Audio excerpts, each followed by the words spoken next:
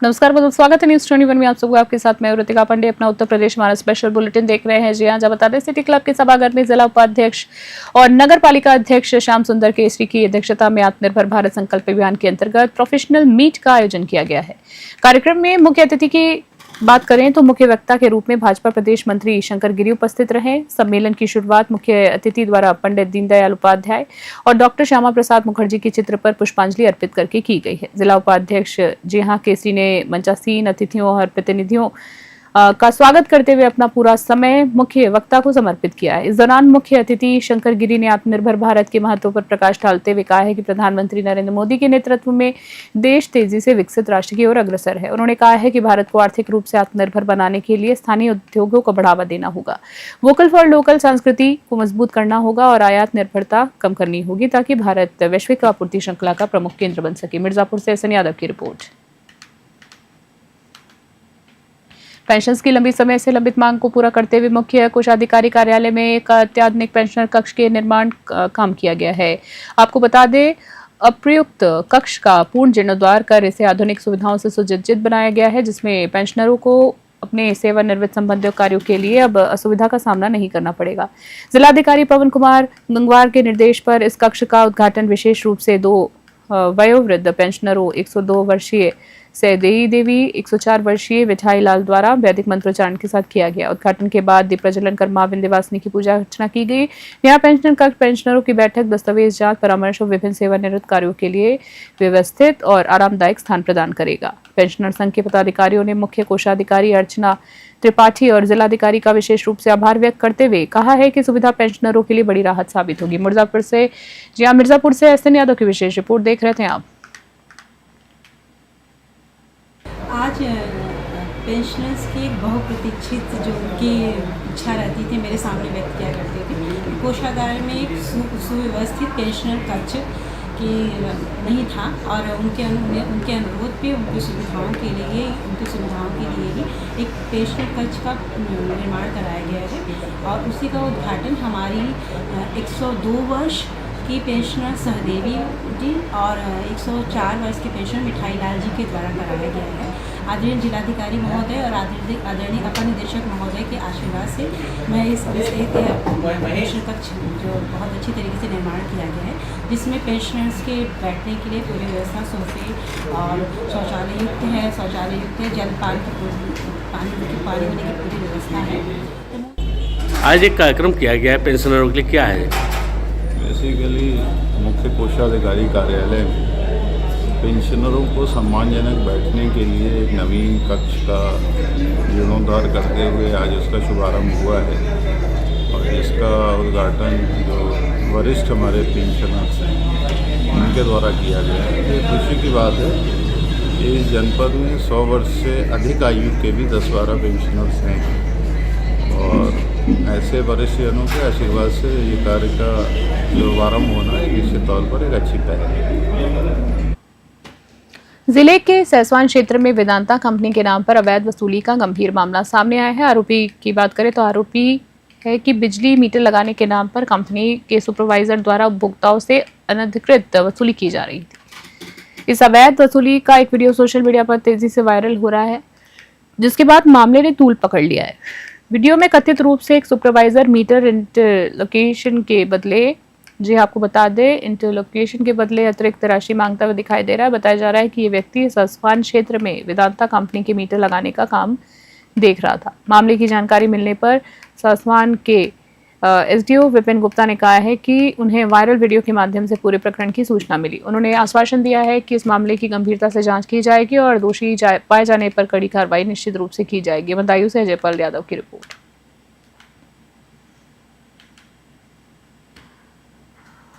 और जिला अस्पताल में 108 और 102 आपातकालीन सेवा कर्मियों का 2 दिवसीय विशेष प्रशिक्षण कार्यक्रम जारी है। आपको बता दें जिसमें प्रतापगढ़ सहित 3 जिलों में इमरजेंसी मेडिकल टेक्नीशियन शामिल हुए हैं। इस प्रशिक्षण का मुख्य उद्देश्य मरीज तक सबसे कम समय में पहुंचाना ही प्री अस्पताल केयर में सुधार और गुणवत्तापूर्ण सेवा सुनिश्चित करना है। कार्यक्रम में गंभीर रूप से घायल या किसी जटिल बीमारी से पीड़ित मरीज को मौके पर ही देखभाल देने, डॉक्टर की सलाह के अनुसार दवाओं के उपयोग और उचित मात्रा में निर्धारण जैसे महत्वपूर्ण बिंदुओं पर विस्तृत विस्तृत तौर पर प्रशिक्षण दिया जा रहा है। विशेष रूप से CPR तकनीक, गंभीर रोगियों की प्राथमिक चिकित्सा और आपातकालीन स्थिति में त्वरित निर्णय पर जोर दिया गया है। इसके अलावा जिले के प्रोग्राम मैनेजर पवन कुमार मिश्रा ने भी सभी प्रशिक्षण सत्र में प्रतिभागियों को मार्गदर्शन दिया। प्रतापगढ़ से गणेश राय की रिपोर्ट। प्रशिक्षण केंद्र यहाँ चालू हुआ है, जहाँ पे सुल्तानपुर, रायबरेली, प्रतापगढ़ से 28 लड़के टोटल आज आए हैं ट्रेनिंग करने के लिए। इस ट्रेनिंग का मुख्य उद्देश्य ये है कि जैसे मान लीजिए कि कभी किसी मरीज को कोई आकस्मिक दुर्घटना हो जाती है या किसी को मेडिकल इमरजेंसी होती है, जो भी वो बंदा 108 या 102 पे कार्य फोन करता है, तो हमारे स्टाफ की सबसे महत्वपूर्ण भूमिका ये होती है कि जल्द से जल्द मरीज के पास पहुंचकर और रास्ते में उसके स्वास्थ्य के बारे में, उसकी जो मेडिकल कंडीशन है उसके बारे में जानकारी लेते रहना है और हमें उचित सुझाव भी देते रहना है, जिससे मरीज को दिक्कत ना हो। मरीज के पास पहुंच के उसको जल्द से जल्द जो भी नियर बाई अस्पताल होगा, जो भी CSC है या जिला अस्पताल है, वहां भर्ती कराना है। भर्ती कराने के बाद अगर डॉक्टर को लगता है कि पेशेंट की कंडीशन क्रिटिकल है, तो उस दौरान वहां से हमारी 108 या 102 पे क्या है, कोई भी अगर पेशेंट है जो अनकॉन्शियस हो चुका है तो उसको हम CPR के माध्यम से बेसिक लाइफ सपोर्ट करते हुए हॉस्पिटल शिफ्ट करेंगे। अगर कोई भी घटना हो जाती है तो CPR के बारे में हमारे सभी लोगों को जागरूकता होनी चाहिए और किस तरह से CPR करते हैं और CPR करते हुए पेशेंट, मरीज की जान बचा सकते हैं। CPR का परीक्षण कैसे किया जाता है? CPR का कोई भी पेशेंट अगर बेहोश की कंडीशन में है, सांस नहीं चल रही है, तो फिर और अनकॉन्शियस है, अनकॉन्शियस का मतलब बेहोश ही होता है, no circulation, no breath, unresponsive patient है, तो हम CPR करते हैं। 30 बार चेस्ट कंप्रेशन कराना है और 2 रेस्क्यू ब्रीथ देना है। ये 1 साइकिल होती है। इस तरह से हमको 5 साइकिल कंप्लीट करना है। लेखपाल संघ का स्थापना दिवस उत्साहपूर्वक मनाया गया है। कार्यक्रम में मुख्य अतिथि के रूप में पहुंचे प्रदेश कोषाध्यक्ष सुजीत सिकंदर ने लेखपाल समुदाय की एकता, जिम्मेदारी और जनता के बीच उनकी अहम भूमिका की सराहना की है। उन्होंने कहा है कि लेखपाल प्रशासन और आम जनता के बीच सबसे महत्वपूर्ण कड़ी है, इसलिए उनका व्यवहार, कार्यशैली सदैव जनहित और पारदर्शिता पर आधारित होनी चाहिए। सुजीत सिकंदर ने लेखपालों को सलाह दी है कि वे हमेशा जनता के साथ सामंजस्य और सहयोग बनाए रखें, ताकि जमीनी स्तर पर सरकारी योजनाओं और कार्यों को सफलतापूर्वक लागू किया जा सके। इस अवसर पर जिला अध्यक्ष बेनू यादव ने भी सभी लेखपालों को आश्वस्त करते हुए कहा है कि संघ उनके अधिकारों, समस्याओं और सेवा काल से जुड़ी चुनौतियों के समाधान के लिए हमेशा मजबूती से खड़ा रहेगा। कार्यक्रम के दौरान कई लेखापालों ने अपनी समस्याएं और सुझाव भी रखे हैं, जिन्हें संघ द्वारा प्राथमिकता के आधार पर उठाने का आश्वासन दिया गया। मिर्जापुर से एसएन यादव की रिपोर्ट। आज यहाँ हम लोग अपने स्थापना उत्तर प्रदेश लेखपाल संघ के स्थापना दिवस की 64वीं वर्षगांठ मना रहे हैं। आज ही के दिन 14 नवंबर 1962 को श्रद्धेय पंडित मुरारीलाल शर्मा जी द्वारा इस संगठन की नींव रखी गई थी और जो लगातार जो है रहा है, तो आज उसी उपलक्ष्य में सभी लोग यहाँ इकट्ठा। नए लेखपालों के लिए क्या संदेश देना चाहते हैं? नए लेखपालों के लिए संदेश यही देना चाहेंगे कि आप जो है ईमानदारी पूर्वक कार्य करिए। अपनी छवि जिस प्रकार से चीज़ें जो है लगातार जनता और हमारा संपर्क जुड़ता जा रहा है, लगातार जो है समस्याएं और जो है हर कार्य लगभग हम पर थोपा जा रहा है, तो ऐसे में बड़े धैर्य की ज़रूरत है। और चूँकि आप लोग नए आए हैं, इसलिए थोड़ा जनता की पीड़ा को समझते हुए उनसे जुड़ने का प्रयास करें, उनकी समस्याओं का निस्तारण करें। साथ ही आपकी समस्याओं को हल करने के लिए हम लोग बैठे हुए हैं। समाजवादी पार्टी के कार्यकर्ताओं ने जिला अध्यक्ष देवी प्रसाद चौधरी के नेतृत्व में जिला कार्यालय लोहिया ट्रस्ट से पैदल मार्च निकालकर मुख्य निर्वाचन अधिकारी को संबोधित ज्ञापन जिलाधिकारी पवन कुमार गंगवार को सौंपा है। सपा नेताओं ने आरोप लगाया है कि भारत निर्वाचन आयोग ने 403 विधानसभा क्षेत्रों में 1,62,000 से अधिक पोलिंग स्टेशन के लिए 4 नवंबर 2025 से मतदाता सूची पुनरीक्षण का आदेश दिया है, लेकिन बीएलओ घर घर जाकर फॉर्म वितरित नहीं कर रहे हैं और 2003 की मतदाता सूची भी अधिकतर बीएलओ के पास उपलब्ध नहीं है। वक्ताओं ने चेताया है कि सूची उपलब्ध न होने पर बड़ी संख्या में वैध मतदाताओं के नाम डिलीट हो सकते हैं, जो लोकतंत्र के खिलाफ गंभीर कदम होगा। जिलाध्यक्ष चौधरी ने कहा है कि यह निर्वाचन आयोग के नियमों का खुला उल्लंघन है, इससे करोड़ों मतदाता मतदान से वंचित हो जाएंगे। मिर्जापुर से एसएन यादव की रिपोर्ट।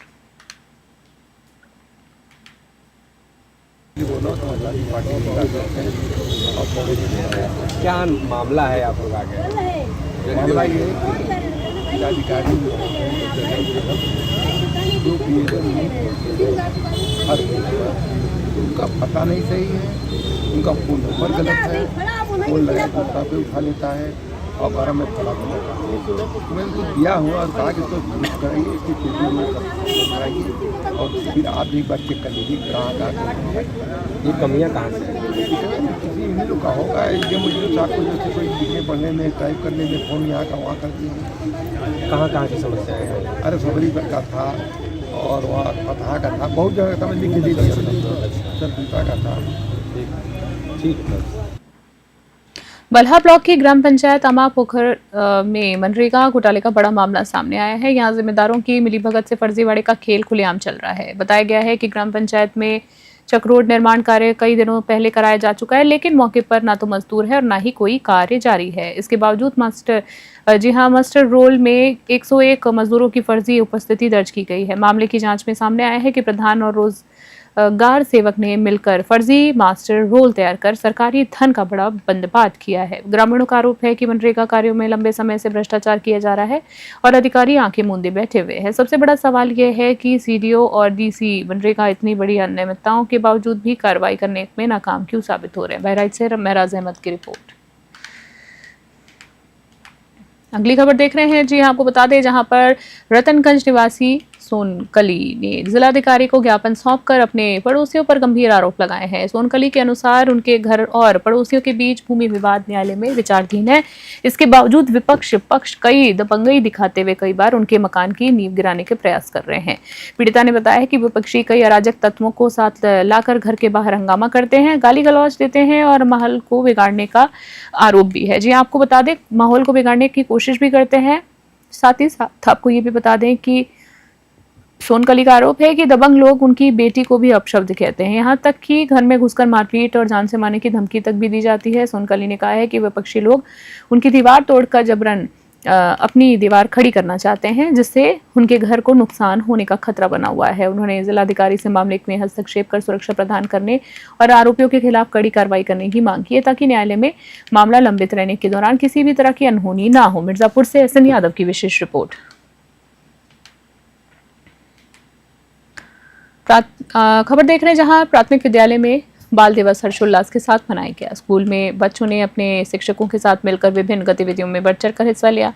कार्यक्रम की शुरुआत बच्चों द्वारा लगाए गए विभिन्न स्टॉल से हुई है, जिसमें उनकी रचनात्मकता और सहभागिता साफ देखने को मिली है। इसके बाद बच्चों ने सांस्कृतिक कार्यक्रम प्रस्तुत किए हैं। सबसे आकर्षक कार्यक्रम वो रहा जिसमें छात्रों ने अपने शिक्षकों की बोलचाल की भाषा, पढ़ने की शैली और तकनीकी का रोचक अंदाज में मंचन किया। बच्चों की ये अद्भुत प्रस्तुति देखकर शिक्षक बेहद प्रसन्न हुए और कहा कि हमारे बच्चों में इस तरह की प्रतिभा का विकास होना गर्व की बात है। कार्यक्रम के अंत में बच्चों ने अपने सभी शिक्षकों को धन्यवाद दिया और कहा कि शिक्षकों की प्रेरणा ही उनकी सबसे बड़ी शक्ति है। शिक्षकों ने भी बाल दिवस के अवसर पर बच्चों के उज्जवल भविष्य की शुभकामनाएं दी और उन्हें भाग और आगे बढ़ने के लिए प्रोत्साहित भी किया। मिर्जापुर से एसएन यादव की रिपोर्ट। परिचय दीजिएगा। मेरा नाम पुष्पलता कनौजिया, प्राथमिक विद्यालय राजपुर फर्स्ट में प्रधानाध्यापक की पोस्ट पर हूँ। आज यहाँ क्या कार्यक्रम किया गया है? आज बच्चों के लिए बाल दिवस के रूप में पंडित जवाहरलाल नेहरू का जन्मदिन मनाया गया। और क्या कार्यक्रम किया गया उसमें? बच्चों के द्वारा राष्ट्रगीत हुआ। इसके बाद बाल मेला लगाया गया था, जिसमें बच्चों ने बहुत उत्साहपूर्वक स्टॉल लगाया और फिर मैडम लोगों की मेमोरी कर रही हैं, जो बच्चों मैडम की नकल कर रहे हैं बच्चियाँ। इसके बाद कुछ खेल वगैरह होगा। उसके बाद लास्ट में सबसे अंतिम का हमारा पुरस्कार वितरण होगा। जिले के करारी कस्बे की चर्चित कोचिंग सेंटर द्वारा बाल दिवस के अवसर पर राम वाटिका गेस्ट हाउस में सम्मान समारोह आयोजित किया गया है। कार्यक्रम में 10वीं और 12वीं में उत्कृष्ट अंक प्राप्त करने वाले छात्र छात्राओं को सम्मानित किया गया है। कार्यक्रम की शोभा बढ़ाने का कार्य संचालन समर अब्बास रिजवी ने किया है। कोचिंग संस्था के अध्यक्ष पारस देववंशी ने मुख्य अतिथि के रूप में सदर ब्लॉक प्रमुख प्रतिनिधि उबलाल दिवाकर और भाजपा जिला महामंत्री संजय जायसवाल का स्वागत कर उन्हें सम्मानित किया है। आपको बता दें, सम्मानित छात्रों ने कहा है कि पारस कोचिंग इंस्टीट्यूट से शिक्षा प्राप्त कर वे गर्व महसूस करते हैं। कार्यक्रम में करारी इंटर कॉलेज के वसीम बाबू, सैनिक कॉन्वेंट स्कूल के प्रधानाध्यापक और जेडीए स्कूल के उप प्रधानाध्यापक समेत कई गणमान्य लोग उपस्थित रहे। कौशाम्बी से जेगम रिजवी की रिपोर्ट। देश के प्रथम प्रधानमंत्री पंडित जवाहरलाल नेहरू के जन्मदिवस के अवसर पर प्राथमिक विद्यालय तिंदवा में बाल दिवस का उत्सव मनाया गया है। शासन के निर्देशानुसार लखनऊ विश्वविद्यालय से आए श्री सुभाष पाल और भारतीय स्टेट बैंक शाखा प्रबंधक मल्लावा ने नेहरू जी के चित्र पर पुष्प अर्पित किए हैं। विद्यालय में आयोजित बाल मेले में बच्चों ने मटर चाट, भेलपूरी, सैंडविच, टॉफी बिस्किट्स साथ ही साथ और अन्य स्टॉल्स लगाए हैं। अतिथियों ने बच्चों से बातचीत कर उनके व्यंजन का स्वाद लिया है। साथ ही साथ आपको बता दें, विद्यालय का भ्रमण कर भौतिक परिवेश, smart board, AC, water cooler और स्वच्छता व्यवस्था की सराहना की। अंत में बैंक प्रबंधन द्वारा सभी बच्चों को उपहार देकर पुरस्कृत किया गया। इस अवसर पर प्रधानाध्यापक गजेंद्र प्रताप सिंह, शिक्षक गण और अभिभावक उपस्थित रहे। हरदोई से अनिकेत कुमार की रिपोर्ट। कोतवाली क्षेत्र के एक इलेक्ट्रॉनिक दुकान में हुई दुकानदार की हत्या के मामले में अजीतमल पुलिस और एसओजी टीम ने मात्र 36 घंटे में बड़ी सफलता हासिल की। घटना के तुरंत बाद बात करें तो पुलिस अधीक्षक के निर्देशन में सर्विलांस और एसओजी टीम ने तकनीकी और खुफिया इनपुट के आधार पर जांच शुरू कर दी। पुलिस ने हत्या में शामिल निर्मला, सुखबीर और सदाराम को गिरफ्तार किया। आरोपियों के कब्जे से हत्या में प्रयुक्त धारदार हथियार बरामद हुए हैं। पूछताछ में आरोपियों ने अपने जुर्म को स्वीकार किया है और बताया है कि वारदात रुपए की लेन देन के चलते हुई है। पुलिस आरोपियों के आपराधिक इतिहास की जांच कर रही है। आरोपियों के खिलाफ संबंधित धाराओं में मुकदमा दर्ज कर उन्हें जेल भेजा जाएगा।